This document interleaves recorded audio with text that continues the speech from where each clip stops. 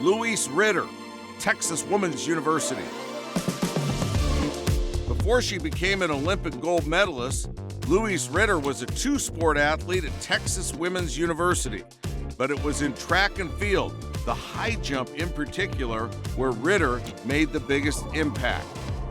Indeed, Ritter pushed American high jumping to new heights during her time at TW, quite literally, raising the bar with one record after another.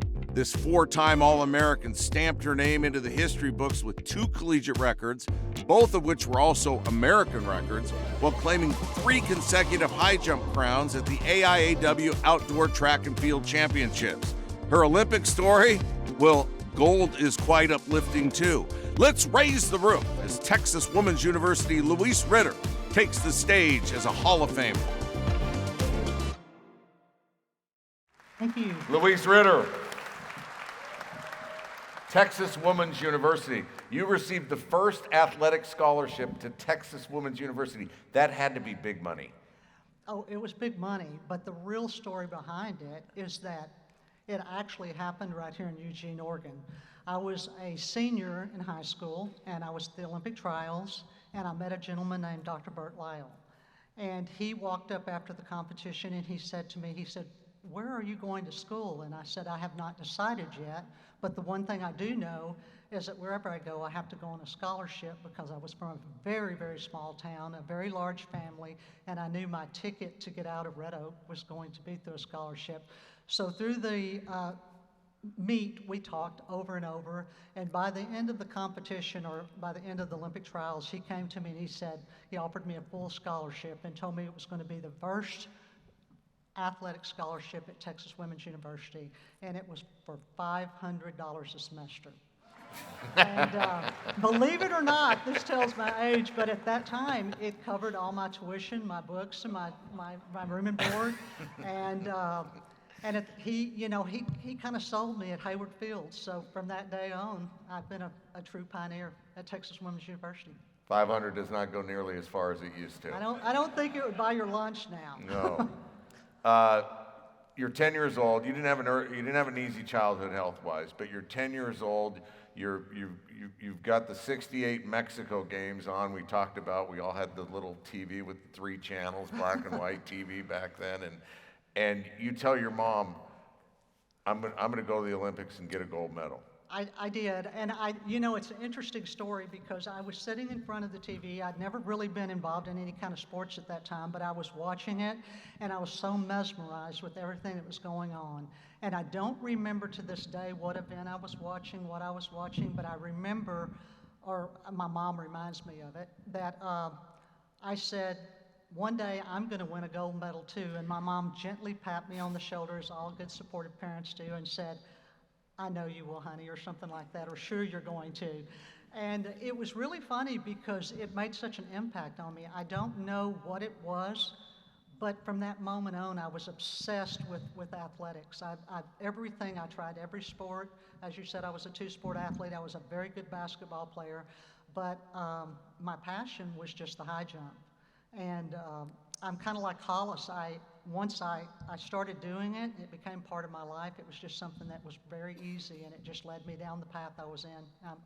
I've gone. Well, for Hollis, he said it clicked when he jumped and he missed the pit and hit the ground. So when did the jump click for you, or how did it? Well, I think we've all done that. I mean, the first time I tried to flop, I also missed the pit and hit the ground. I was a straddler at that time, and my coaches kept trying to get me to change, and I was like, well, I'm not that dumb. I'm going to go ahead and go over forward because I know I can land on the pit. But eventually I did change to the flop, and it clicked very quickly. So you're 10 when you tell your mom, "I'm going to win a gold medal."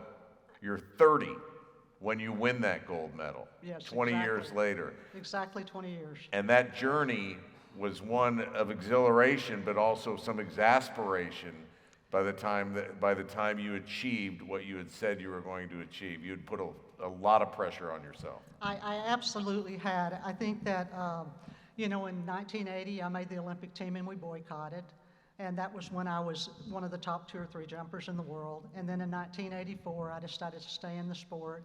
And right before the Olympic Games, I had a hip flexor injury and didn't compete well. Then I had to reevaluate, determine whether I wanted to stay in and give it 4 more years.